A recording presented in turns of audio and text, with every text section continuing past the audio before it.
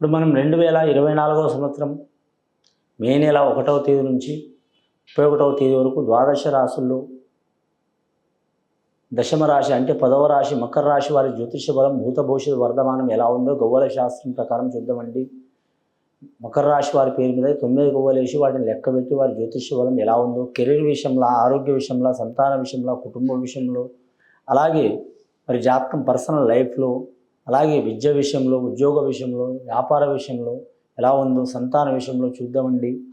ఈ గవ్వల శాస్త్రాన్ని లకోట ప్రశ్న శాస్త్రం అంటారు, అలాగే మాత్రం చింతామణి శాస్త్రం అంటారు. 9 గవ్వలు వేసి వాటిని లెక్కబెట్టి మకర రాశి వారి జ్యోతిష్య బలం భూత భవిష్యత్ వర్ధమానం ఎలా ఉందో చూద్దామండి. మకర రాశి వారికి 3 గవ్వలు పడ్డాయండి. గురు మహర్దశ నడుస్తుంది వారి జాతకానికి. గురు మహర్దశ గవ్వలు పడ్డాయండి. చాలా వరకు శుభకరం ఉన్నది వారి జాతక బలానికి. రాజయోగం ఉంటుంది. కూర్చుంటే రాదు, లేస్తే మంత్రి, తిరిగితే శనాధిపతి అన్నట్టు ఉంటుంది.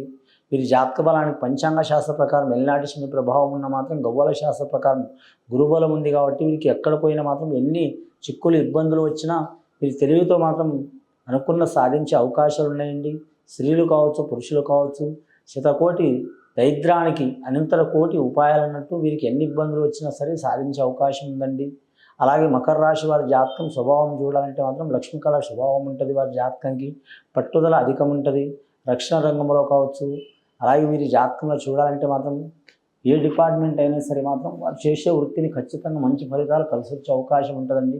రక్షణ రంగం కావచ్చు, ఈ జాతకానికి మాత్రం వ్యవసాయ రంగం కావచ్చు, అగ్రికల్చర్ రంగం కావచ్చు, అలాగే మోటార్ ఫీల్డ్ రంగం కావచ్చు కలిసి వచ్చే అవకాశం ఉంటుంది. వీరి పేరు మీద దృష్టి దోషం అధికం ఉంటుంది. వీరి జాతకానికి దృష్టి దోషం పెరిగిపోవాలంటే మాత్రం ఖచ్చితంగా వీరి జాతక బలానికి ఎవరికి పూజ చేసినా చేయకపోయినా మాత్రం ఈశ్వరుడి ధ్యానం చేయటం, అలాగే మాత్రం రాజరాజేశ్వరి దేవత ధ్యానం చేయటం చాలా మంచిది. అలాగే అష్టలక్ష్ములకు పూజ చేయడం చాలా వరకు మంచిదండి. కానీ లేదా మాత్రం ఏ అమ్మవారికైనా పూజ చేయడం మంచిది, కులదేవతను పూజ చేయడం కూడా మంచిది. ముఖ్యంగా మాత్రం బాలలు, బాలికలు మాత్రం ఆరోగ్య విషయంలో, చదువు విషయంలో ఇబ్బందులు, చిక్కులు, చికాకులు ఉన్నవారు ఆంజనేయ స్వామిని 5 మంగళవారాలు పూజ చేయటం చాలా వరకు మంచిదండి. 5 మంగళవారాలు మాత్రం ఖచ్చితంగా వారు మాత్రం నువ్వుల నూనె తీసుకొని ఆ స్వామికి అని మాత్రం ఎరుపు గంధం పూసి ఖచ్చితంగా మాత్రం మల్లెపూల మాల వేసి 5 సార్లు రామరామ జయ రామరామ శ్రీరామ రక్ష సర్వజగ రక్ష అని మాత్రం ప్రదక్షిణం చేయడం చాలా మంచిదండి. స్త్రీలైనా పురుషులైనా అలాగే బాలికలైనా చాలా వరకు మంచిదండి. కాకపోతే మాత్రం మహిళ ఉన్నవారు మాత్రం దగ్గరికి చేరవద్దండి. రెండవది సాష్టాంగ నమస్కారం చేయవద్దండి ఆంజనేయ స్వామికి. అలా చేయటం మూలంగా వివాహ బాధలు తొలగిపోతాయి, సంతాన బాధలు తొలగిపోతాయి, భూత ప్రేత బాధలు తొలగిపోతాయి, మానసిక ఒత్తిళ్లు తొలగిపోతాయి, ఆరోగ్య బాధలు తొలగిపోతాయి, సంతాన బాధలు తొలగిపోతాయి, విద్యా బాధలు తొలగిపోతాయి. సర్వదేవతల అనుగ్రహం ఆంజనేయ స్వామి కాడ ఉంటుంది. అలాంటి శనీశ్వరుడు అందరి దేవుళ్ళని ఇబ్బంది పెట్టిండు కానీ ఒక్క శనీశ్వరుని ఇబ్బంది పెట్టలేకపోయిండండి. కాబట్టి చాలా ఒక శుభయోగం ఉంటుంది, కలిసి వచ్చే అవకాశం ఉంటుందండి. రెండవసారి గవ్వలేసి చూద్దామండి మకర రాశి వారి పేరు మీద ఎలా ఉందో.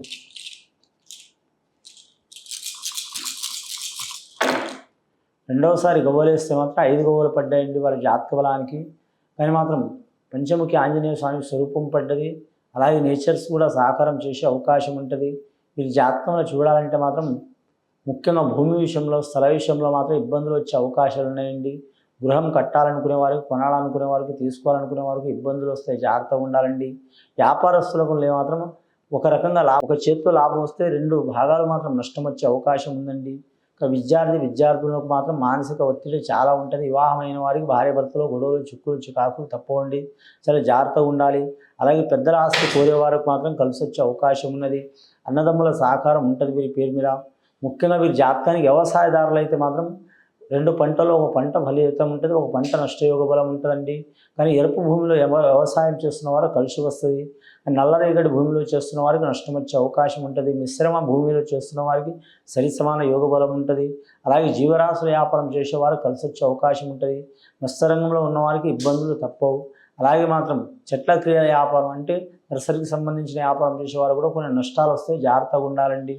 ముఖ్యంగా డాక్టర్స్ రంగం వారికి, ఆరోగ్యం రంగం వారికి మంచి యోగ బలాలు ఉంటాయండి. ఈ జాతక బలానికి వైద్య రంగానికి, విద్య రంగానికి సంబంధించిన వారికి మంచి యోగ బలాలు కలిసి వచ్చే అవకాశం ఉంటుంది.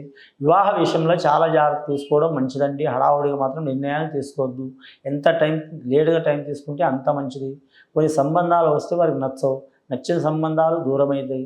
అలాగే మాత్రం వీరికి నచ్చితే వారికి నచ్చదు, వారికి నచ్చితే వీరికి నచ్చదు, అందరికి నచ్చితే టైం కుదరదు, ముహూర్తం కుదరదు. కాబట్టి వివాహ విషయంలో మాత్రం చాలా లేటుగా నిర్ణయం తీసుకోవడం చాలా మంచిది. కొందరు వివాహం కావట్లేదు, చాలా లేట్ అయింది అనుకోవచ్చు. ఎంత కొందరు ఎవరికి ఏ ముచ్చలు జరిగే టైంకి ఆ టైంకి జరగాలి అని కొందరు అనుకుంటారండి. కానీ ఏ పని ఎప్పుడు జరగాలో అప్పుడే జరుగుతుంది. కాబట్టి కళ్యాణం వచ్చినా కక్కు వచ్చినా ఆగదంటారు. కాబట్టి జరిగే అవకాశం అయితే తప్పకుండా ఉంటుంది. కొద్దిగా టైం తీసుకోవడం మంచిదండి. మూడవసారి గవ్వలేసి చూద్దామంటే వారి జ్యోతిష బలం ఎలా ఉందో. ఇప్పటి వరకు అయితే మాత్రం వారికి కరెక్ట్ మాత్రం మరి జాతక బలానికి 8 గవ్వలు పడ్డాయండి.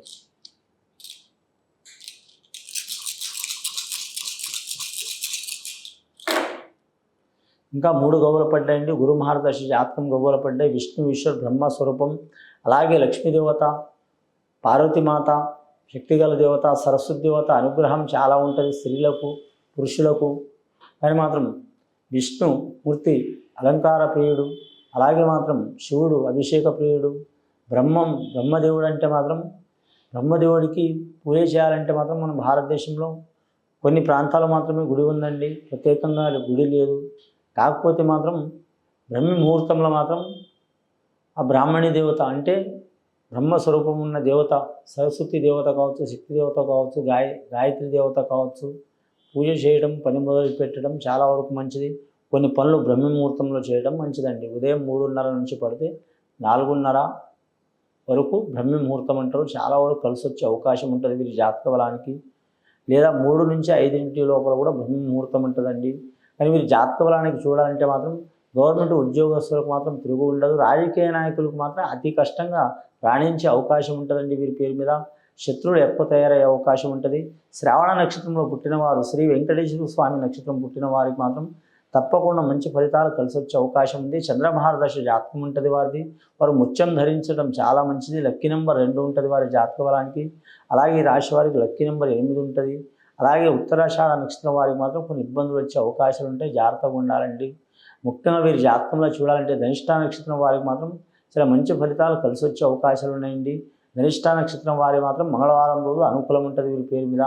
ముఖ్యంగా వీరి జాతకంలో చూడాలంటే మాత్రం బాలబాలికలకు మాత్రం కొన్ని ఇబ్బందులు వస్తాయి. విద్య విషయంలో, ఆరోగ్య విషయంలో, కుటుంబ విషయంలో జాగ్రత్తగా ఉండాలండి. పెద్దల మాత్రం నుంచి వీరికి కొన్ని మాటలు పడే అవకాశం ఉంది. జాగ్రత్తలు పాటించడం మంచిది. మొత్తం గవ్వలు 11 గవ్వలు పడ్డాయండి. చంద్రమహారదశ గవ్వలు పడ్డాయి, శుభయోగం గవ్వలు పడ్డాయి. కలిసి వచ్చే అవకాశం ఉంటుంది వీరి జాతక బలానికి. గవర్నమెంట్ లోను ఉద్యోగం కోరుకోవాలనుకునే వారికి మాత్రం కోరుకున్న వారికి తప్పకుండా వారి ఆశయం నెరవేరే అవకాశం ఉంది. ముఖ్యంగా మాత్రం కళాకారులకు, క్రీడాకారులకు, రాజకీయ నాయకులకైతే అతి కష్టం మీద వీరు నిలబడే అవకాశం ఉందండి. వీరి మీద నిందలు, చిక్కులు, చికాకులు, గొడవలు చాలా వస్తాయి. కాబట్టి ఈ నెల మాత్రం ఎంత ఓర్పు పడుకుంటే అంత మంచిది. మకర రాశి వారికి ఓర్పు కూడా ఉంటుంది, సహనం ఉంటుంది. కోపం వస్తే మాత్రం ఎవరికి వినరు, అసంటి స్వభావం ఉంటుందండి. కొద్దిపాటి వాళ్ళు సహనం పాటిస్తే తిరుగు ఉండదండి. వారి మీద ఉన్న చిక్కులు, చికాకులు తొలగిపోయే అవకాశాలు ఉన్నాయండి. ఇది విని చూసి ఆచరించే వారికి, మకర రాశి వారికి గొప్ప ఫలితాలు కలిసి వస్తాయండి. శుభం భూయాత్.